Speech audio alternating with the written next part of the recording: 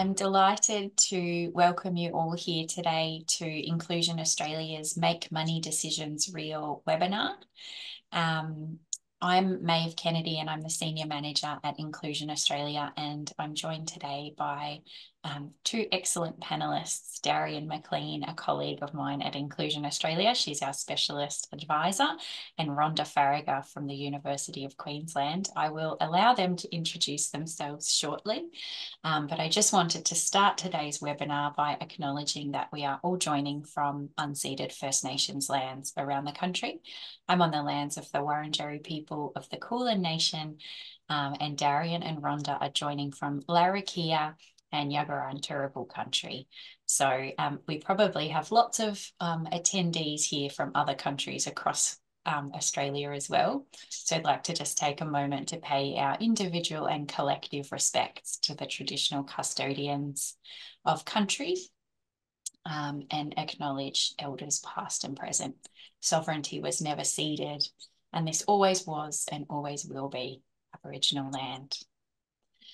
So welcome everybody to our webinar. This is the first event like this that we've done, so we're delighted that you'll be here with us today. I'd like to start by letting you all know that we are recording the session, and it will be available on our website afterwards for people to access.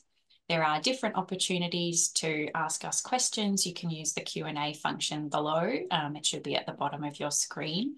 If you have any issues with your technology today, pop a note in the chat, and we will do our best to help you sort it out.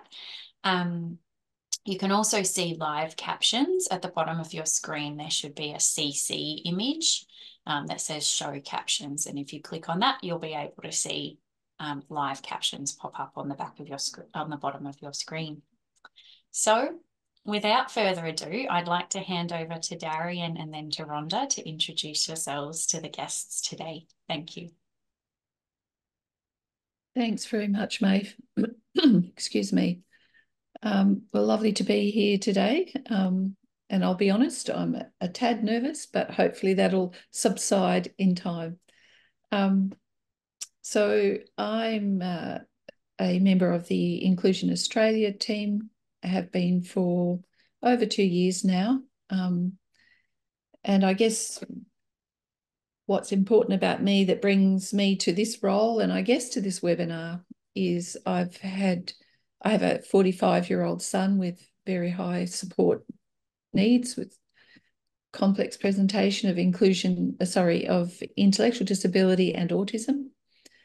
And I have also worked in the disability sector for probably close to 20 years now, in a formal way, but obviously I've been doing disability for 45 years. And particularly I have an interest in those who often don't have a voice or are often not considered in the supported decision-making space. And I hope that I, through working with other families, can be their voice. And I'm really excited about supported decision-making, having applied it to my son's support and had some really great outcomes so far. Hopefully I haven't forgotten anything important. I have other children and grandchildren, and particularly one grandson who has disability as well, and grateful to be here today. Thank you so much, Dariane. We're delighted to have you. And supported decision-making is something that you have advocated and educated about for a very long time. So I'm really pleased and looking forward to the conversation. Rhonda, delighted to have you here. Well. Hi, everyone. It's great to be here. Thanks, Maeve. So I'm Rhonda Faragher, and I was a maths teacher by background. I now work at the University of Queensland, where I teach people to be maths teachers, but actually more of my work now is around how teachers might work in classrooms to support learners with all sorts of learning support needs, and it might be due to disability, but it might be due to other things as well. I also run the Down syndrome research program here at UQ that's been running since 1978. Well, I wasn't there in 1978, but when my daughter with Down syndrome was born in 1996, the information from that research program was given to me in the hospital. So it's a sort of really lovely circle now that I turn around to support families. And that's been the way. My daughter's now 28 and working in open employment with varying success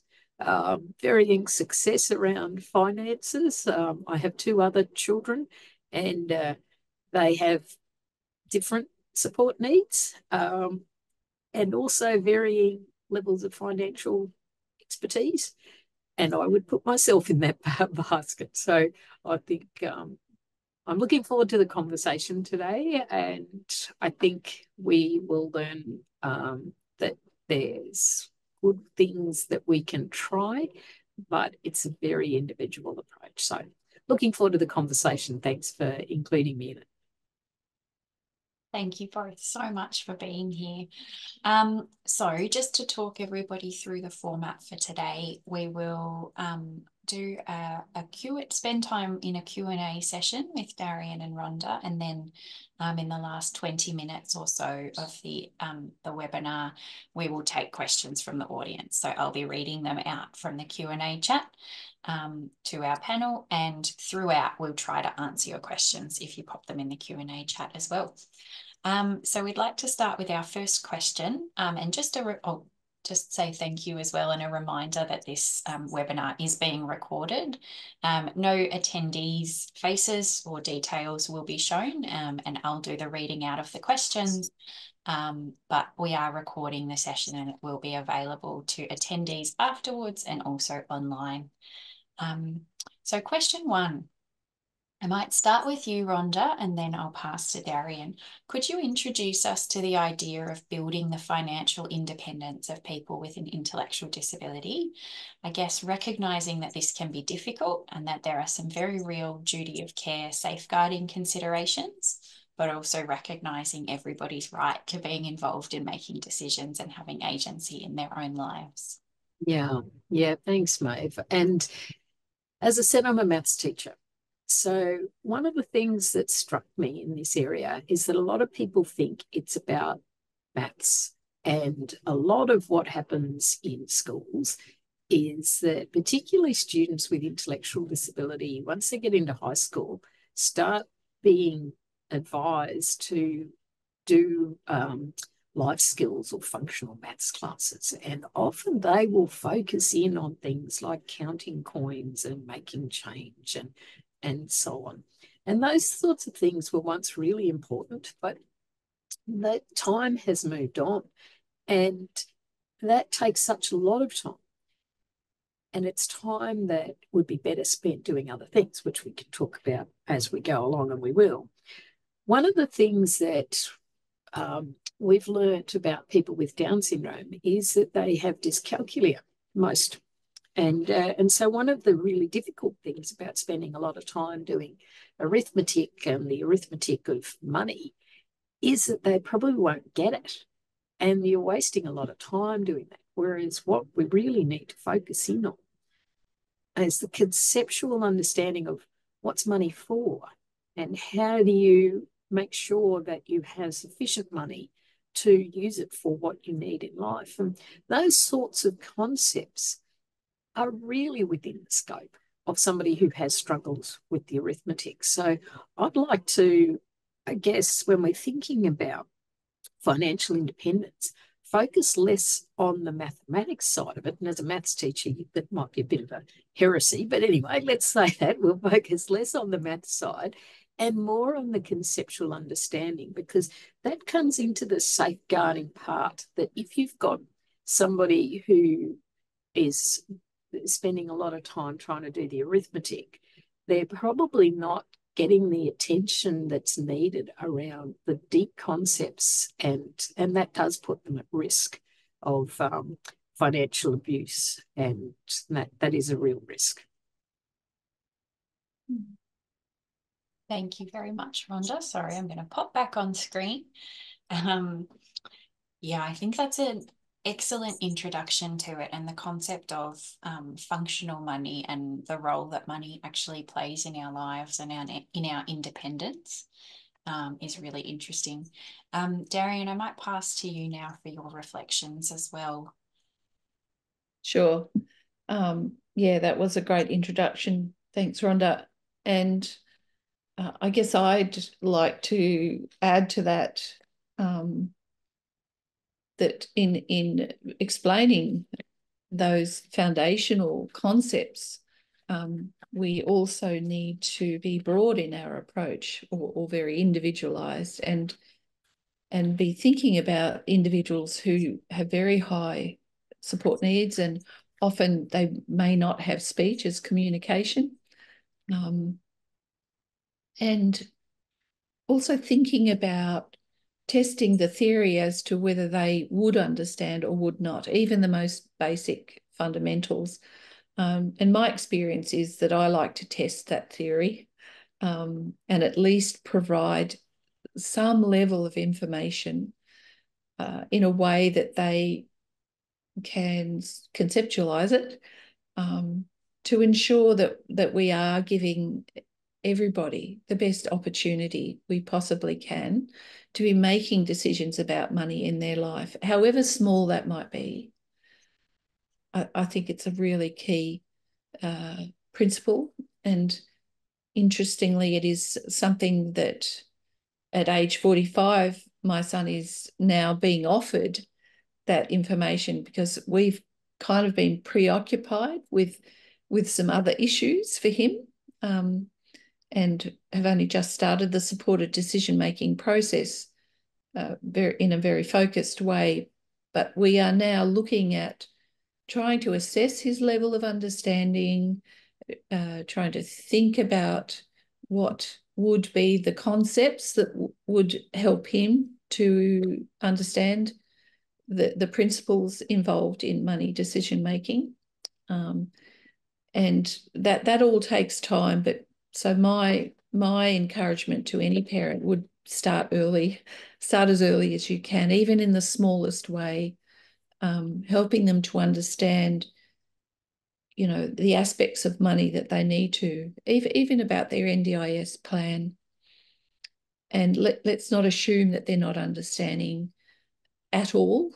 They may not understand all of it, but there may be some concepts that they can at least grasp hold of, and truly be participating in the best way possible in decision making about their money.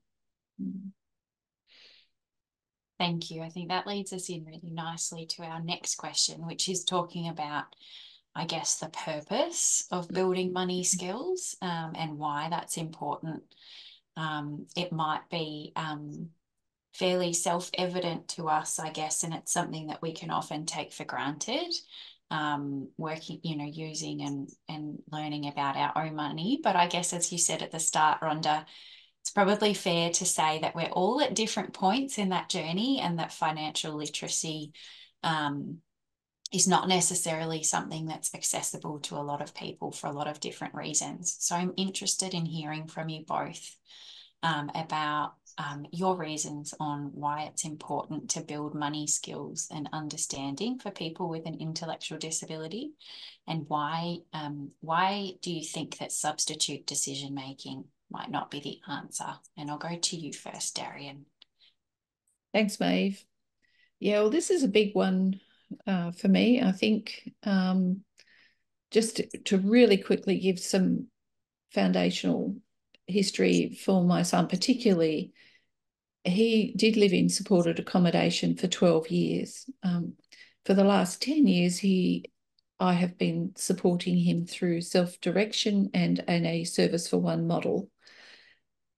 And I won't go into the machinations of all of that because there's no time. But in relation to this principle, what turned out happening, because the focus for him during the time he was in supported accommodation was on containment and, responding to critical behaviour or critical incidents, they did not invest in developing his ability with money and making decisions about money. And what that led to was creating a massive risk for him, because his history was that he would break out of those support environments, literally, and he'd be out in the community and loves to go to the shops and into a supermarket and choose items and place them in a bag. And so early on, he definitely it was reported to us, and nobody's followed him, and no support workers followed him because they weren't funded to do that. And so he's out there completely alone with no money skills. And of course, those two combinations led to some really horrible outcomes for him, and definitely a building of a very negative reputation, when lack of understanding was the key driver of this. So, not teaching people some of the fundamentals of managing money and shopping, and that they have a budget, that there's not a bottomless pit of money, those sorts of concepts that can really set people up for massive failure. So in my mind, this is a really critical aspect of making money decisions real for some members in the disability community. Yeah, Dariane, it's interesting what you said then, because that really resonates with me, that it is possible. And when I was doing earlier studies around what maths do people need in adult life, that's actually numeracy. When we're thinking about the use of mathematics in context of life, what do you actually need? And you really don't need very much at all if you actually want to think about it. And yet, what that does, if you reduce people's opportunities to learn, you reduce the opportunities for them to engage in adult contexts. And what you were talking about, with your son there, how difficult it was for him then to be in adult context because he hadn't had that opportunity to learn those sorts of things. And it strikes me that, yes, we can protect people so much. Like, yes, somebody can wake you up if you haven't got if you don't know how to tell the time. Somebody can put you on the right bus. Somebody can put the PIN number into the machine, all of those things. But you do that reducing somebody's human rights, really. You're reducing their capacity to be involved in decisions of their lives and making choices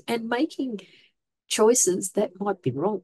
I mean, I don't think there'd be a person around who's my age you can't look back and think, oh God, I've made a mistake with that finance situation or any other situation, but we learn from these things. And that dignity of risk, allowing people to have a go and perhaps not making the right choice. But I think you have to set things up to be, not absolutely devastating. Having approaches that means that, okay, somebody does have access to their own money through online or through their a card that they can go to a machine, but you don't have all the money there. And that's the thing with me. I don't have all my money in my ready access account in case somebody gets it. It's not necessarily that I would, because I'm not that sort of. That's different people have different levels of financial risk that they'll tolerate, and I don't tolerate very much. I'm a bit tentative in that regard. So I think it's about setting up your own decision about where you fit for yourself, but then working out how do you protect so that a mistake, if it's made, is not devastating. And I've been with people who have thought that the person with an intellectual disability would waste their money, and so what they do is they would take out a certain amount of money. The person didn't have the PIN number for their own account, but they would take the money out and give it to them. And they weren't misusing that privilege in the sense that they weren't taking money out for themselves, but just by not allowing that person to have the dignity of when they want to go and buy something, then that's a bit of a shame. I can tell a funny story of my daughter. She discovered online shopping, which was a bit of a problem, and she bought a light bulb for $40. And a light bulb for $40, so cheap, Mum, she goes, so cheap. Well, I'd never thought that you could actually buy a light bulb for that amount of money. But it turns out this one is one of those smart ones that you can give it commands and it'll turn on all sorts of different lights for music or whatever. She had great fun with it. If she'd actually asked me, can I buy a light bulb for $40? You can guess what my answer would have been. But what a shame. I've learned something. And what is it? $40, okay. Bit of fun.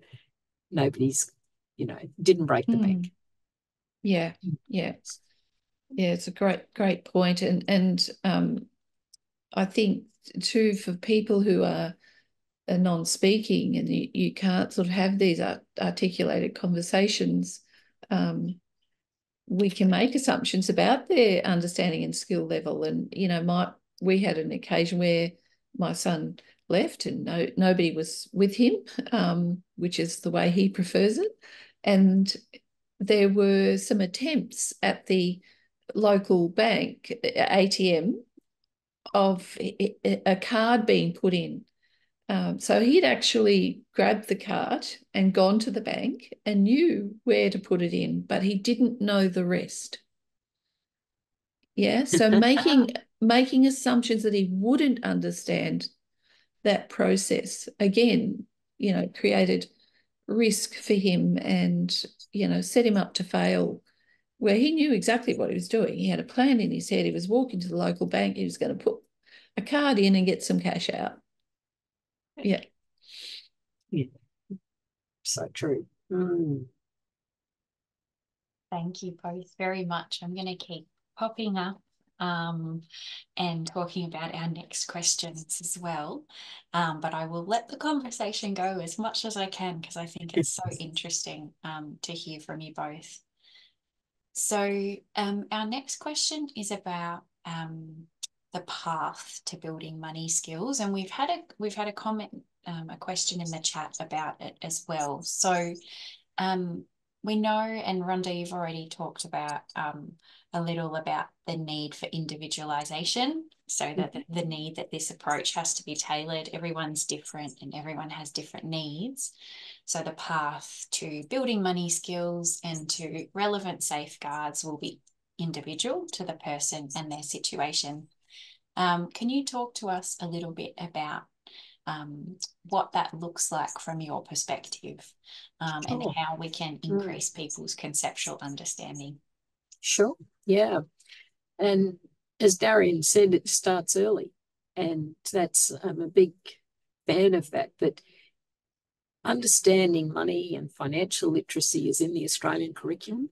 So children going to Australian schools will learn about money and they'll learn about finance.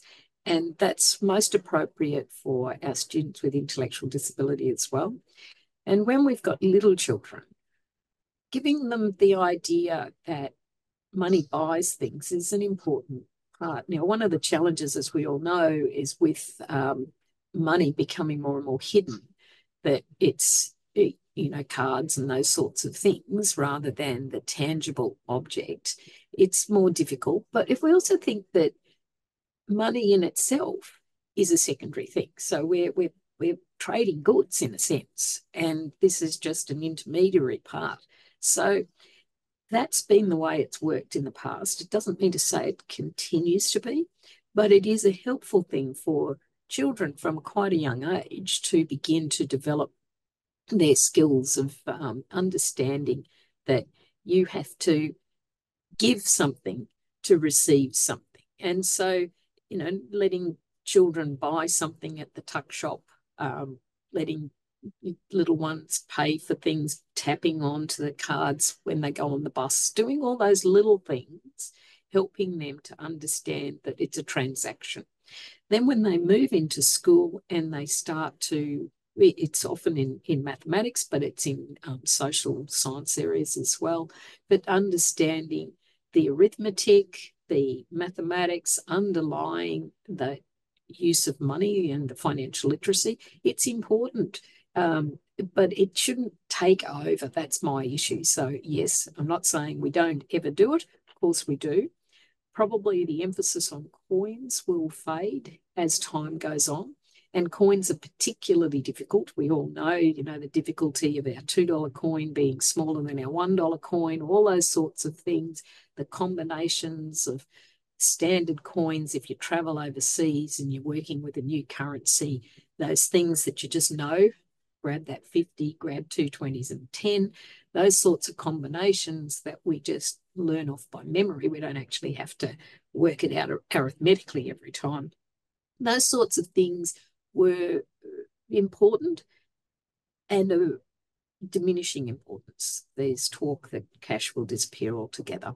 So while we do that within school, the big ideas start to emerge, particularly into secondary school, the idea around interest, calculating interest, all those sorts of things. Well, the question is, how do you do conceptual understanding? And particularly if number is an issue, so you'll know that through other activities that the kids are doing in class in primary school. If they're finding number work difficult, that's not your focus. Things like a bank account can be, I've used the one with a bucket. So it's like a bucket. Your pay goes in, so the money's there, and it could be your NDIS goes in. It could be your volunteer, whatever it is. So that's how the conceptual idea can be modified to a particular context. Pay goes in, bills come out. And if the things that come out are more than the money that goes in, so the water that's in, you haven't got enough in your bucket, you'll run out. So it's a conceptual understanding. And that image can then be used to go into things like interest. Okay, so if you've got money in your bucket, the bank says, thank you very much, we'll give you a bit more. And so that's the idea of the interest. You can also talk about, well, in my bucket, I'm going to keep this bucket for my day-to-day things, but I'm going to put some of the water, some of that money into another bucket, and that's my savings bucket. What am I saving for? Well, I want to go on a holiday. That's what that's for. And because I'm saving in there, the bank will put a little bit more money in. And so you can use it conceptually rather than the mathematics. You also can build up ideas around, have I got enough? Is it too much? What happens if I want to give money to charity? And that's one of the things that has come out in some research that I was doing last year or so around what is it that makes people's life of meaning and purpose. And for a lot of people with intellectual disability, it came out that it's things like being able to help other people.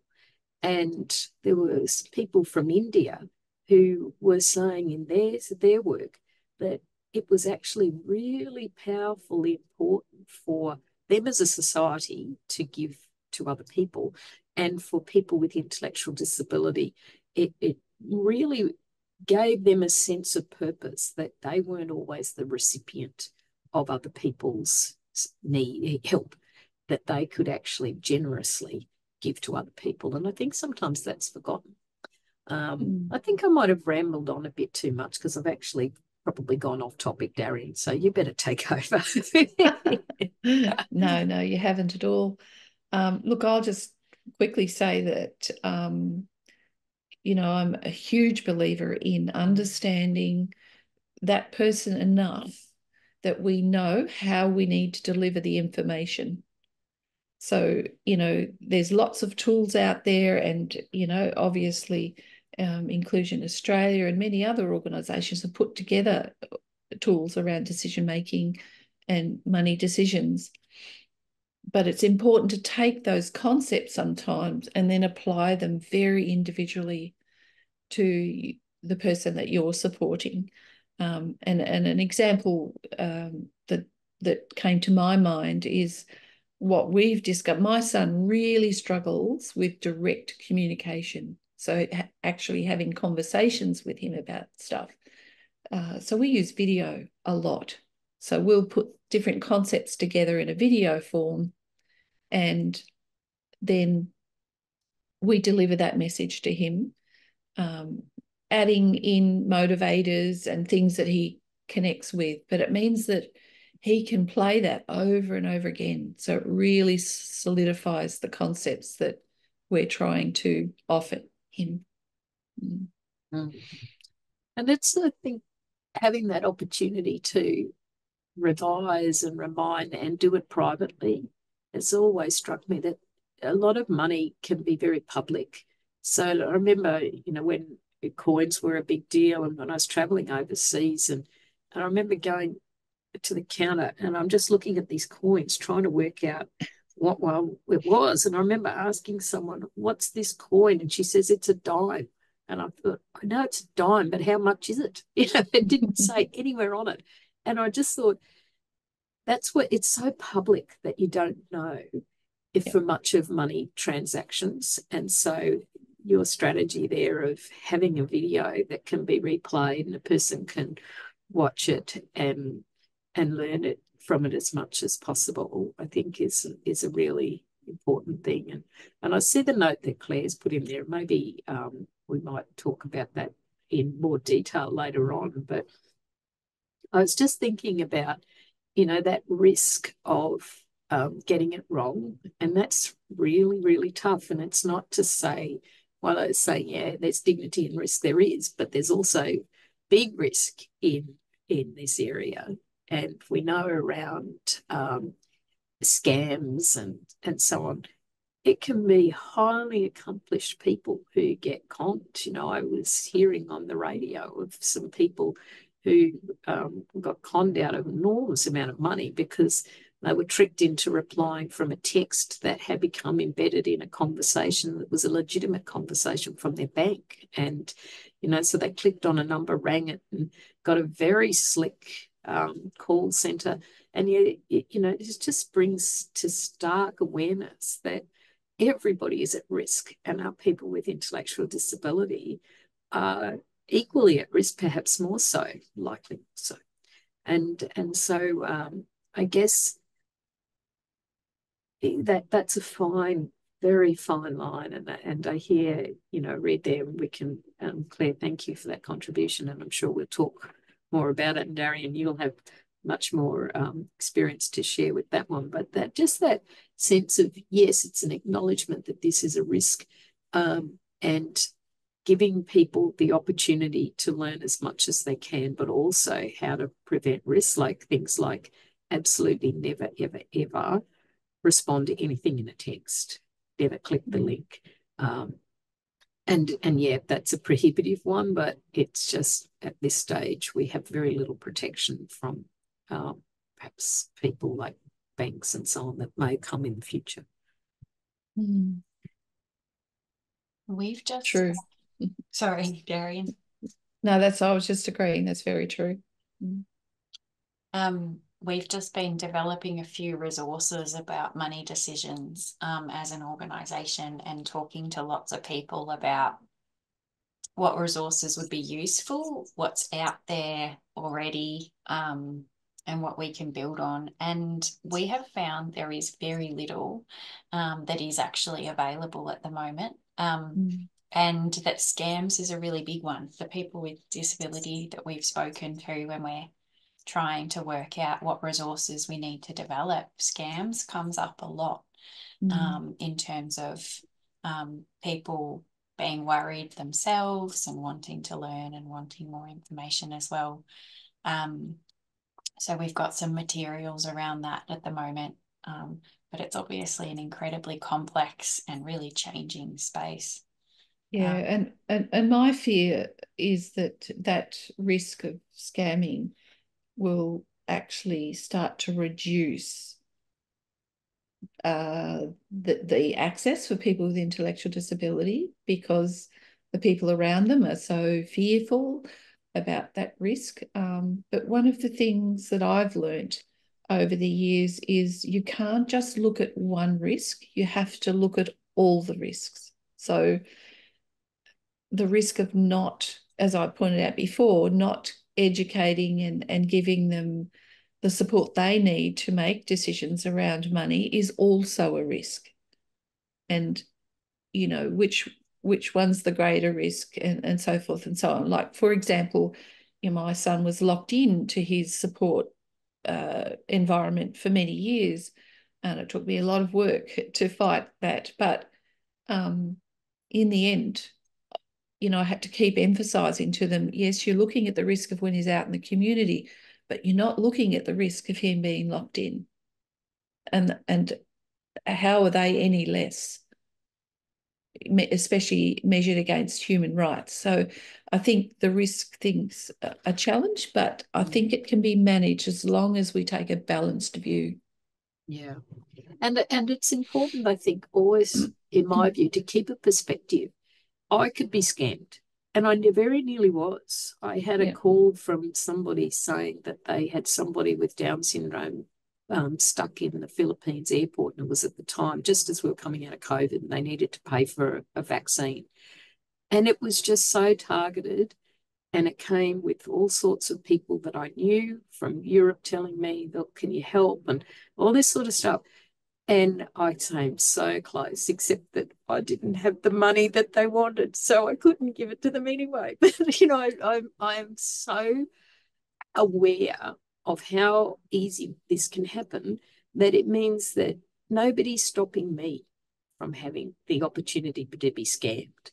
And I think that's the way it is. And I think the reaction can't be that, well, we can stop this by stopping a person have access to their money, because, yeah, as you say, Dariane, that's a human rights issue. One of the things that I'm not sure whether this works for everybody, and I'm not sure if it's the right thing, but it's just the way it's emerged for me, is that I've always had from when my daughter was a baby, and my father set up a bank account, you know, back in the days where he thought that, you know, if you're a loyal customer, the banks would actually, that would be a good thing. And so, you know, you could say you've had this account from the day you're born. So anyway, I was a signatory, but then as she became older, and it happened with my boys as well, I think they reached 16 and then they get access to it. And so with the bank, I just maintained that oversight. And so I do get to have a look at what the transactions are. And one of the things that has happened a couple of times now is that people have used she's got a debit card that people have used that to buy plane tickets and all sorts of fun things. And the bank's been very good. You just declare it straight away, put a protest in, and they will refund the money. And fortunately, she's able to work out when things are going on in her account that's not her. And so one time I'd noticed it, and then, you know, I was away, but I got in touch with her, and she said, oh, I've already been to the bank. And, you know, I was really impressed by that she just recognised that this is a problem and that they can sort it. She likes having staff, I think. But, you know, just going into the bank and talking to them about it, and they stopped the car, got a new one, all those sorts of things. And, of course, that's not everyone's situation, but I think just having another person who's trusted, who has a sight over it, can give a little bit of reassurance that when things go awry, and I think it's when, not if, but when things go awry, another person's got an eye on it who can at least troubleshoot what to do with it, because, yeah, these things are emerging all the time, and there's something new for us all to face and work out what to do. And it sounds like there might be a process as well of kind of developing your gut feel. Rhonda, the way you were talking about kind of becoming familiar enough that you can tell yourself when something's not quite right, or kind of working out for an individual to work out their own boundaries. Is that something that you would say is part of the process? It's an interesting question. You know, I hadn't really thought about that as being part of it, but I suppose that is, in a way, isn't it? That, you know, tuning your antennas to think that these things are possible. So you have got to check your account, you know, just getting into that routine of looking at what's happening in a person's account. And if they've got online banking apps, just regularly looking at it. And if they're in a situation where someone's supporting them, just being able to explain what might be things that people would look at that would be worrying for them. I mean, again, it's got nothing to do with numbers, because you get the description. So, did you buy those roller skates? Yes, I bought 2 pairs. And so you think, okay, fine. Or you think, no, that wasn't me. What's going on here? So, yeah, I think that's a really good perspective there, Maeve. Yeah, and I was thinking about, and I meant to mention, yeah, the resources. There are resources available, and I see that you've put them together in your information, and that's really helpful. And organisations like the Money Smart people, you know, they're constantly trying to find new ideas and new ways to approach this, and they're constantly with the banks as well. Banks, you know, they're selling a product, but that's, at least they're also looking into the education. Like, they've got a lot of tools and calculators and trying to make things accessible for people. They can also be useful for people like myself, that I might know the latest financial product or how to work things out. I can go on and learn from those tools that the banks have, and then I can use that, once I understand it, to explain it to my daughter. So the materials can be as much for me. Like, we don't have to immediately think, oh, that's not accessible. It's not in the format that the person I'm supporting can use. If you can use it, you can often be the one to make the translation. Yeah. Mm. And I might take a moment to do a bit of a plug. Yeah. I have one of our resources here, which is fantastic, and it really touches on a lot of the stuff we've talked about. It's a good place to start for families, so that can be accessed on our website, supporting people with an intellectual disability to make money decisions. And it's information for families, the carers and other decision supporters that's in the person's life. So it's a good place to start. Yeah, it's fantastic. I was looking at it too. Thank you, Dariane. Always up for a plug for our resources. We will make sure that we share the links and everything relevant with everyone who's registered for this webinar as well. We're getting lots of questions in the chat, which is exciting, and there's some really interesting ones, I think. So I think when we move to that part of the discussion, there'll be lots to talk about. Just wanted to pose one final question to the both of you, which we've touched on a little bit, but it's about the individualization of, I guess, the financial literacy journey as well. So how we could connect money concepts, decision making with or through the lens of people's special interests, or you know, I'm sure that's the case for all of us. You're more likely to pay attention, and it tends to be easier to grasp and to use things when they're related to other things that you're interested in, hobbies, activities, things in the world. So could you talk to us a little bit, and maybe starting with you, Rhonda, about how financial literacy education can be tied into to things that are important to people and how that can help the process? Yeah, sure. I do a lot of work in quality of life. And one of the things that comes across, Bob Cummins came up, this is from Victoria, and he's studied this around the world, and he finds it remarkable, and I do too, that globally, remarkably consistent things come out. And they, to be happy, you need just three things, really. And one of them is enough money. Not the more money you have makes you happier. We all know that's not the case. So you need enough money. You need enough money to be able to pay the bills and meet your needs, and be able to have enough to do the things you want in life. And then once you've got that sorted, you don't need more. So as we're building around financial independence, well, I prefer autonomy, actually, because none of us are independent. I'll be having a conversation tomorrow with somebody who knows about superannuation. I can't believe there are actually people who go to work every day and want to do superannuation. I'm glad they're there, that I can pay them to do it, because I have no idea and no interest, but I know it's important.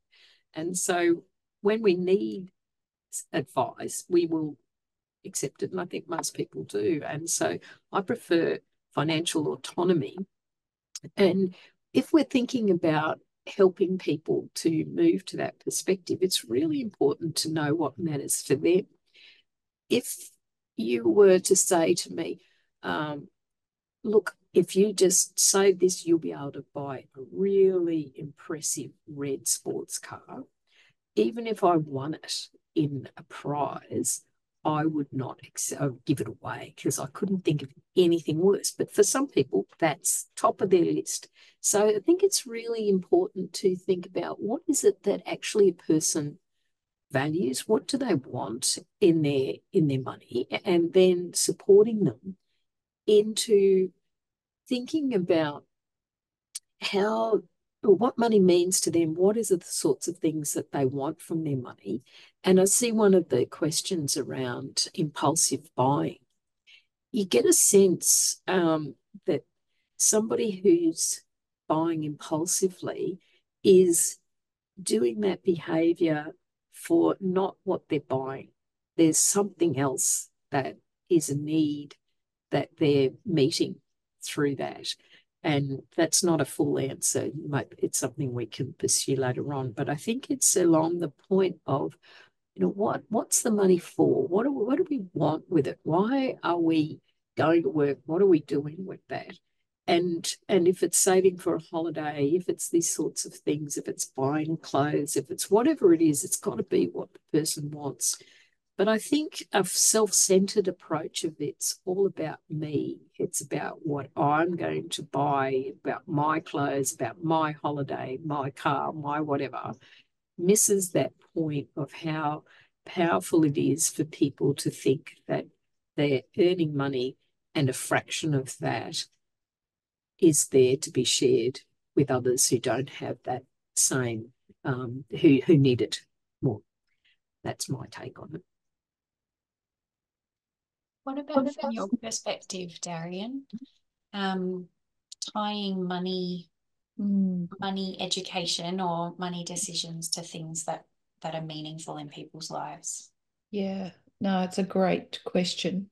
And I guess what's been going around in my mind is I reflected firstly on so I did some person-centered practice training many, many years ago, and was exposed to the material, the tools that Helen Sanderson and Associates offer. And one of those, and those are freely available if you look up the website, but one in particular was what's important to and what's important for. And going through that process and making that differentiation, because inevitably what happens, parents with, well, all parents of kids with and without disability, but particularly those with disability, we will put things on that important to list that actually aren't important to them. They're important for them, like brushing their teeth and eating a healthy diet and, all of those sorts of things. But I learnt the important, for me to seek to understand what is important to my son was the key piece of information. Because on that important to list, I will find the motivators for everything in his life. And this is very particularly relevant to the discussion we're having about money. And that's what we've discovered. So he's an artist. He French knits. So he has a special little machine that you turn the handle and it produces kilometers of cord over the years. And he has an online business now where he loves giving that to people. So you can go and buy these amazingly bespoke shoelaces to put in your shoes that are very colourful and very unique. So anything we discuss about money has to relate to that somehow. We have to make that connection for him.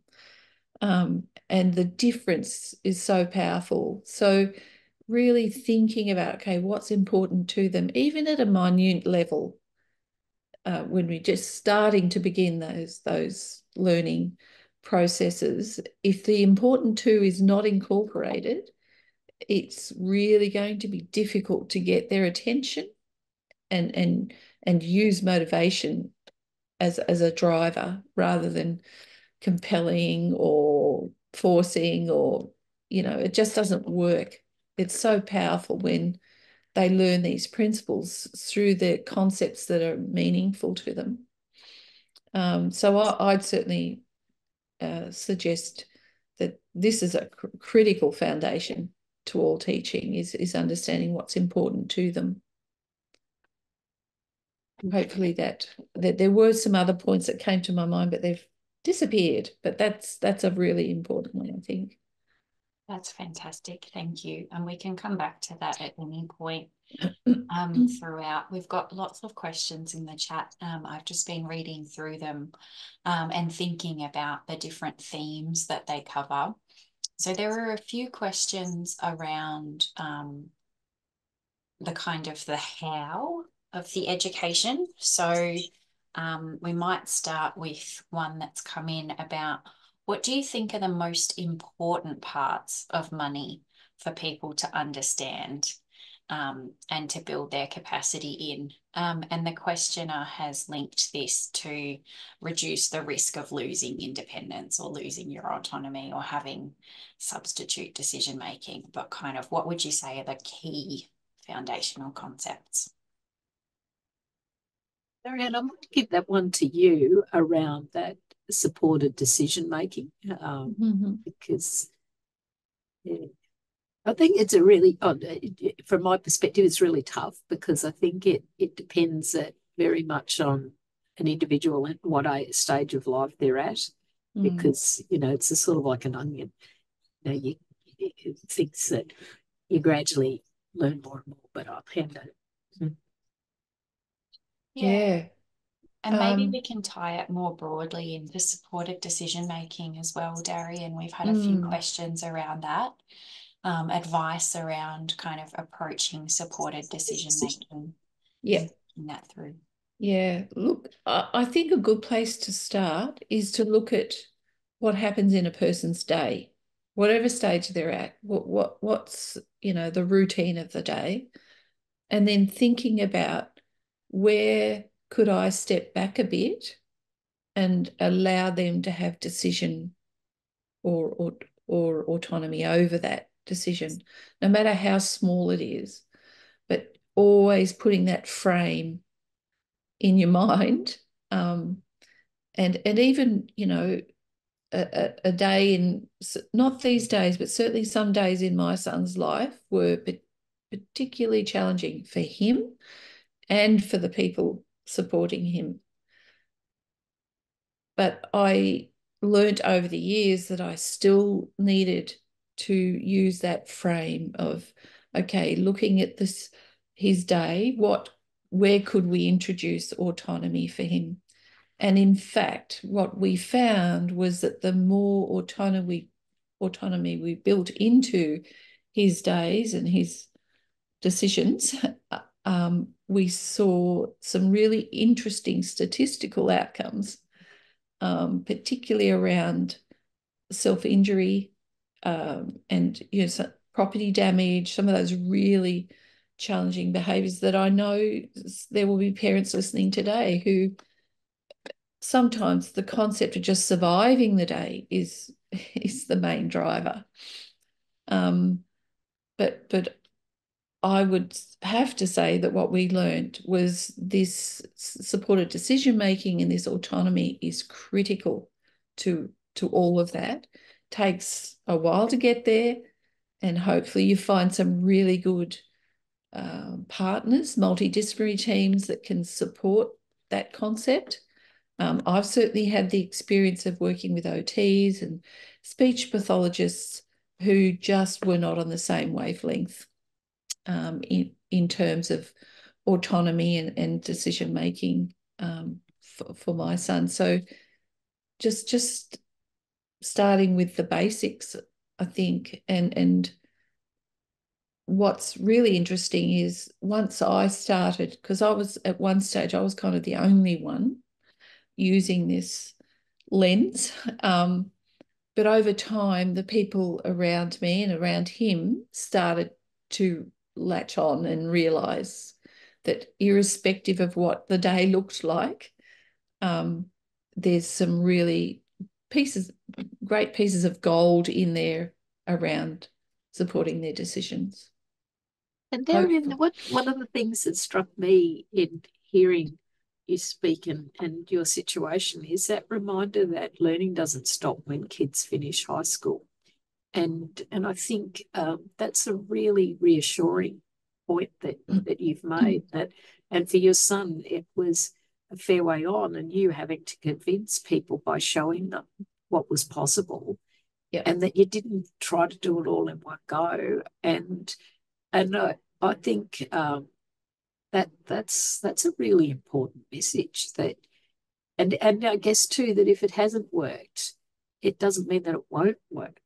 And that if it's been difficult, not to give up and think that the person just doesn't have capacity, and so never go there. It just seems to me that constantly having the hope and really presuming competence even when you're sort of thinking, well, I'm not really seeing terribly much, but just recognizing that over time these things may emerge. I think so. I think I've worked out that not presuming competence is more risky, is the riskiest approach. To allow some assumption of competence, I think, is really important. And I know some would be scared by that statement, but my lived experience is that it's really critical. Yeah. And it relates a bit to, I think I saw Ian's question about bucket, and that is another analogy in a sense that builds over time, and it can become, and the way I've used it and seen it used is as a talking point, trying to make tangible something that is pretty difficult to make tangible, but it may not be the right thing for everybody. And so one of the things, a diagram doesn't work for everybody. And sometimes, you might need to have a physical bucket, do those sorts of things. But having a little diagram that you can just quickly draw, and again, not the calculation, but the measuring part is, well, this is how much you've got in there. This is how much you need to buy this. You're going to need more. And so where are you going to get more? Okay, well, you're going to get more because there'll be more money coming in 2 weeks' time. How much of that will you be able to use? So visual that is a bucket that's an image might work for certain circumstances. But again, I wouldn't be going with the numbers. I'd just be using it. This is what works for me. But it's a concept that built up over time. Yeah. Yeah. And one of the issues I think that helps is looking at approaches that have been offered already. For example, in the autism space, those autism clocks, I don't know, some of you will have seen those, where the passage of time, that's a concept that is not, they're not able to grasp numerically with a clock with numbers.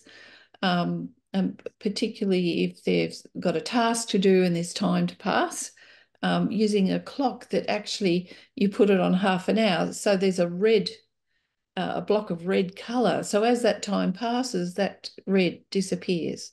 So that's a concept that's much easier for them. So Rhonda, I think the points that you're making are very relevant. So thinking about what has been recommended in the autism space for particular concepts, and how can we apply that to the making of money decisions to make that more digestible, I guess, and consumable for your person.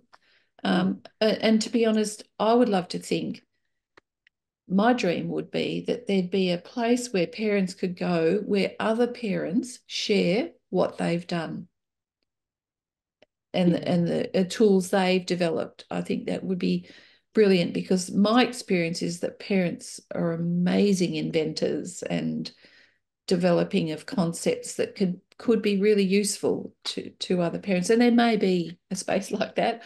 I'm just not aware of it. But just thinking about other things you've achieved in the person's life, what did you use?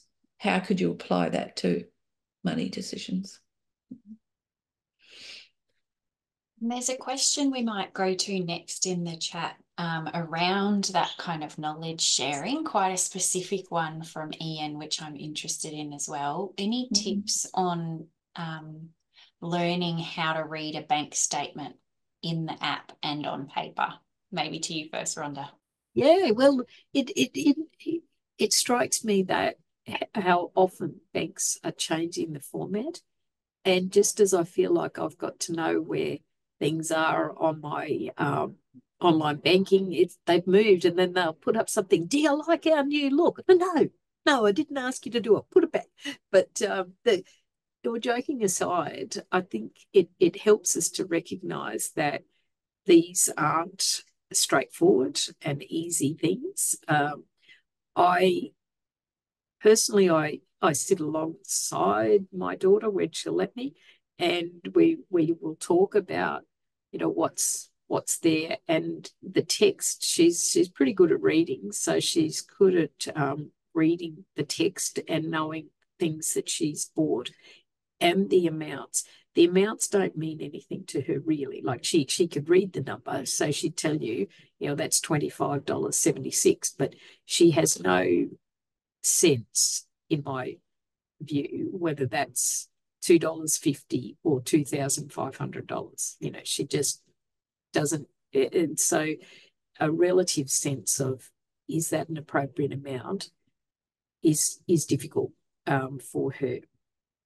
And so it's sitting with understanding, right, well, this is what did you actually buy something like that? Fortunately, these days, it's very rare.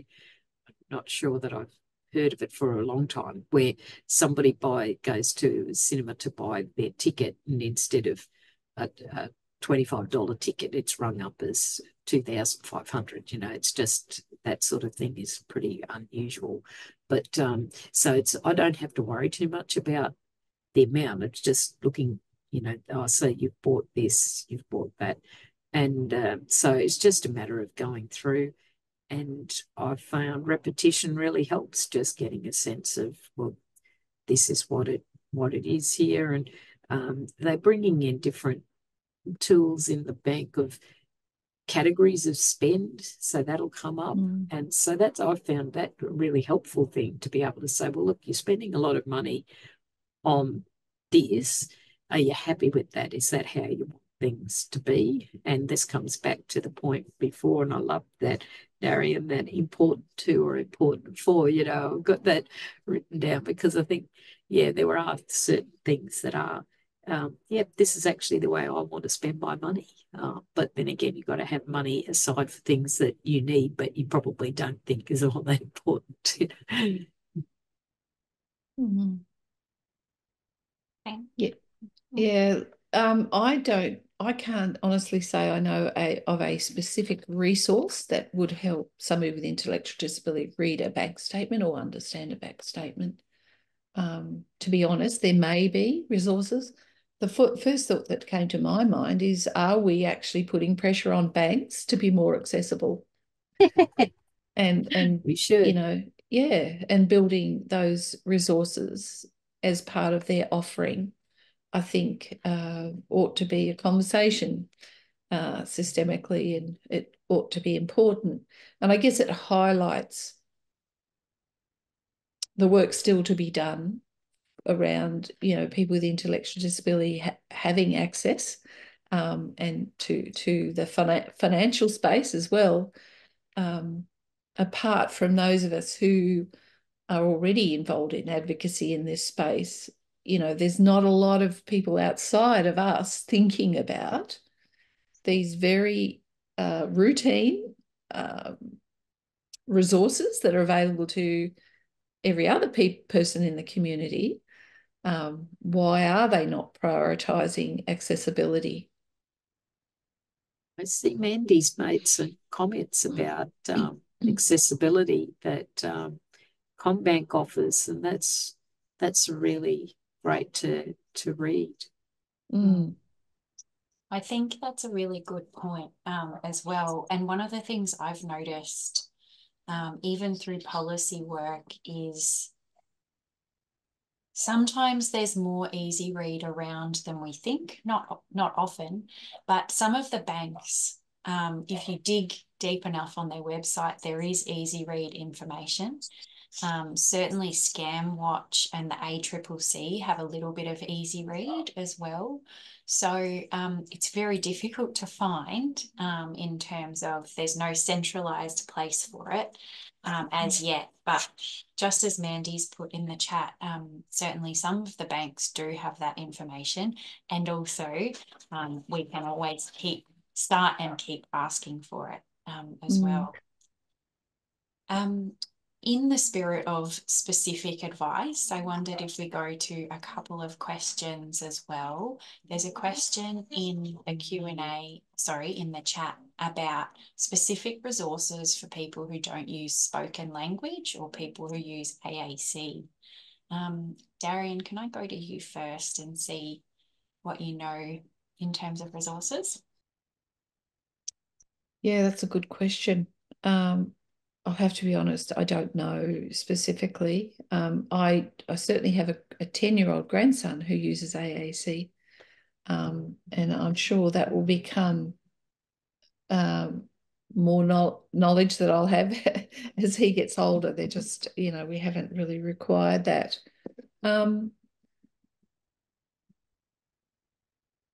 Thinking about AAC and the function of it, I guess it would be ensuring that those resources are available. So often with AAC devices, there are specific terms or, everyday issues that you program into your AAC device so that you can actually use it and communicate about, or a whole range of the things of life.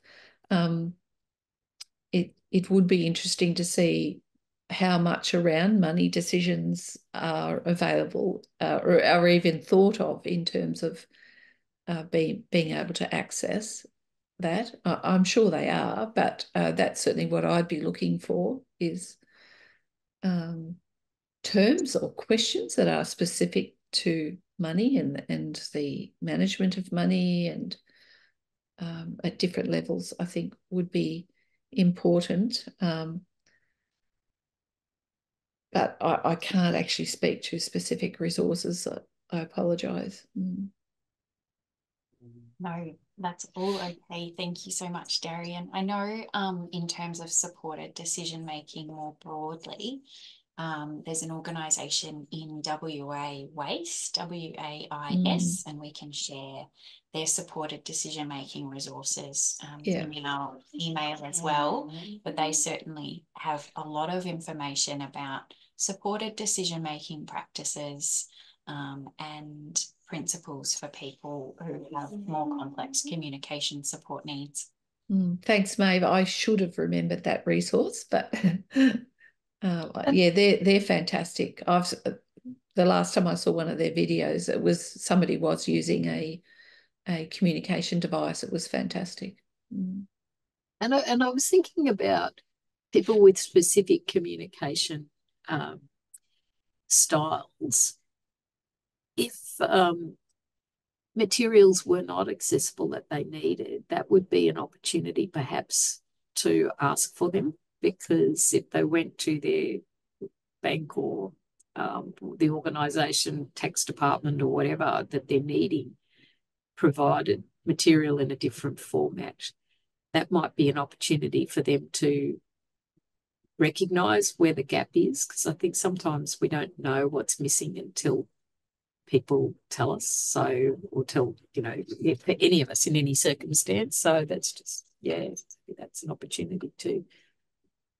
I absolutely agree with that. And in the spirit of plugging Inclusion Australia's work again, one of the big things that we do is systemic advocacy and policy. So advocating to the Australian government about making things more inclusive and accessible for people with an intellectual disability. So I would really encourage anyone to let us know. We've got an email address, families@inclusionaustralia.org.au, that we'll share as well. But we're really interested in hearing from people about what's going on and about, we can't support individual cases, but broader things in terms of particularly government departments, Services Australia, Centrelink, the Tax Office, the Fair Work Commission, those government agencies where there is information that should be available for everyone that you are finding is not accessible, or there are big gaps. We would love to hear about that, because that's a big part of our work, is advocating to government to change that. I wanted to go to one more technical question and then maybe a little bit more broadly as well. You touched on it a little bit earlier, Rhonda, but interested from both of you about thoughts around strategies to reduce impulsive buying. Yeah. And that one, I think, and Dariane, you might want to go. Anyway, let me just say, I think that compulsive buying, we have to think about what's the purpose of the behaviour. And for some folk without intellectual disability that I've heard of who experience this, it's actually not the purchase. Like, once they get the purchase, it doesn't satisfy them. And so that is the goal of the behaviour, is not the object itself that they're buying. There's something else that's the motivation. And it might be something that a psychologist might be able to assist a person to understand what need is being met through this. I would think you could put in place some other strategies around, daily block of amounts, and so those sorts of things are possible. But it seems to me that they're after the fact that they're, if the purpose of behaviour is not being met, putting in place those other sorts of things would just mean a person will be more and more frustrated and will be needing that whatever that need is to be met through some other means. But that's what I'm initially thinking there. Yeah, it's a big question. I could write a thesis on compulsive buying from my son's perspective, possibly from mine as well, but no, mainly his. And really the number one factor has been helping him to get the concept of limit, so that there is not an endless, for many years he's thought that anybody, all they have to do is go to the bank, put a card, and guess what? The bank spits money out for you. So what's been really important, and we're focusing this more strictly now, and that is to develop his concepts around limit. So for us, if you think about it, we have an income. It's the same way we all budget. So trying to introduce the concepts of budgeting, I think is an important place to start. And trust me, I know, thinking about budgeting in the context of my son and, the way he lives life, is some would look at it and say, oh, you're kidding. That's ridiculous. But more lately, we've realised that actually he is slowly getting his head around the concept of there being a limit to the money he can access and a budget. And we're using the word budget. And we're making connections to the things that are important to him. So why is a budget important in relation to what's important to them? I think are really important concepts. And some of this stuff takes a while to think about it and to individualize it. But without that scaffolding, then, buying like there's no end to the money will continue. But I agree with you, Rhonda. We also need to look at any other factors that might be driving the behaviour that isn't, their lack of concept of budgeting, but it could be, there particularly on the autism spectrum, compulsions can be a huge issue.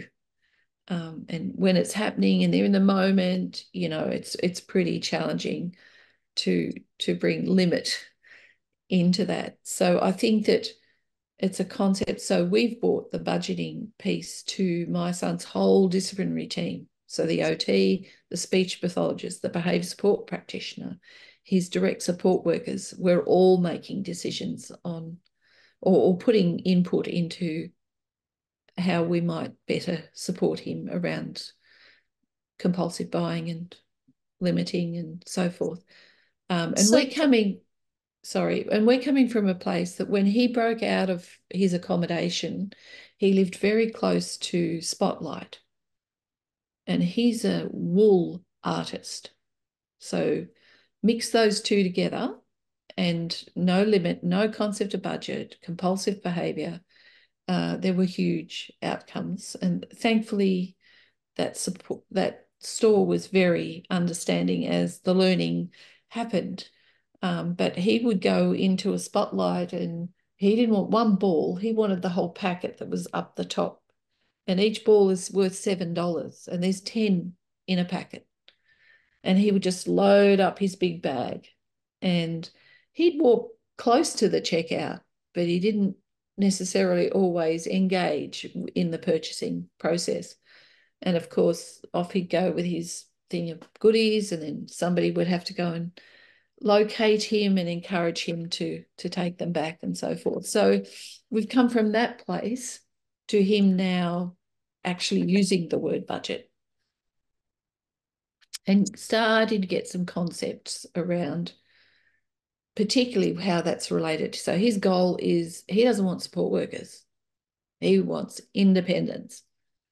So again, bringing that in and saying, okay, we that's a great goal. We're happy to support you to work towards that. But to be able to be independent, budgeting is really important. And this is why. Thank you, Dariane. I think that's such an interesting and important story to share. And I'm thinking about a comment in the chat as well about somebody's family member who has run into difficulties in terms of going into debt and challenging behaviours or impacts of spending, and is now under the public trustee and is having trouble with the learning process, and acknowledging that we, obviously don't provide one-on-one advice and we're not lawyers or anything like that, but wondering if either of you have comments or reflections about how you approach a situation that has been going on for a while where you don't seem to be moving along in that learning journey. Yeah, it can be challenging, can't it? And I mean, that's an understatement, absolutely. And perhaps a way is to think this is for now, not forever, not necessarily forever. And this is the situation, but thinking, all right, well, where do we want to go? And Dariane, I was thinking when you were talking about people who are autistic who might have a compulsive moment, being prepared for that and acknowledging that that's might well happen when a person's not in the moment, engaging with them if they're able to think about, well, what would be acceptable for you? Would you be happy? It's a little bit like the way some people who have problems with gambling will put in place their own strategies to help them when they're in the moment. So they might have put in blocks, or they might have particular situations. So it might be that somebody agrees to have a daily spend limit, and that's their personal choice, acknowledging that when they're in a moment, they might not make a choice that's best for them. But then in this particular situation where the person has had difficulty learning, they're in that situation at the moment, but continuing to help them make those small learnings to continue to just reminding the situation, just to be in that space of thinking about, all right, well, I would need to learn this. And if that person's got that real desire to retain autonomy, what do we have to do? And so maybe not big things initially. It could be quite small things, just being able to manage a small amount, having success with that. Then once success with that, step it up a little bit more. Yeah. I think what I've learnt is one of the most challenging aspects of learning skills for people with intellectual disability is that the learning needs to occur in situ. And that usually requires us to get our head around risk management. Yeah. And unfortunately, I think it even happens unknowingly. We apply a very unrealistic view of risk for people with intellectual disability, where we're looking for 100% risk-free before we feel we can give them their autonomy or their freedom. My son has been an amazing teacher around this concept for me, and that is that the best learning that's happened for him is not, well, he was locked away. That's not a learning environment at all on any level. And that the learning that he has gained while he's out in the community, there's been horrendously challenging situations, but ultimately it has been really effective in helping him to learn. So a lot of the work that I've had to do is think about, okay, who are the people involved? So there'll be shop owners, there'll be police, there'll be security guards. You know, I've had to sort of pull together a bit of a circle and help them to know who he is. He's going to be coming here frequently. These are the resources that we're applying to the situation to help him to learn to do things differently and less maladaptively. And generally, I have found that if you sort of build that support circle around them as they're learning in situation, most people are really happy to come on board and be part of that learning process, to actually be part of the group that becomes the teacher.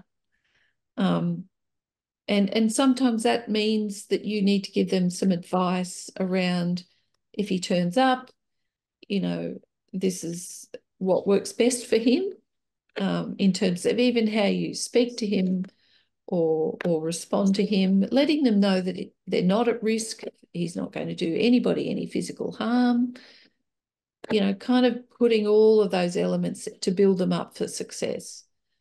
And include them in this process. Let them know this is what you're doing.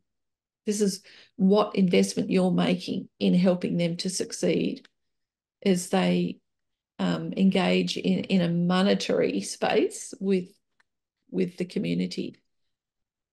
That's really all I've had to do. I have had countless meetings with stakeholders around the table, including police, where initially they were out to stop this happening, where by the end of the meeting they're saying, oh, how can we help? You know, what can we do to help you succeed? And people are interested, trust me.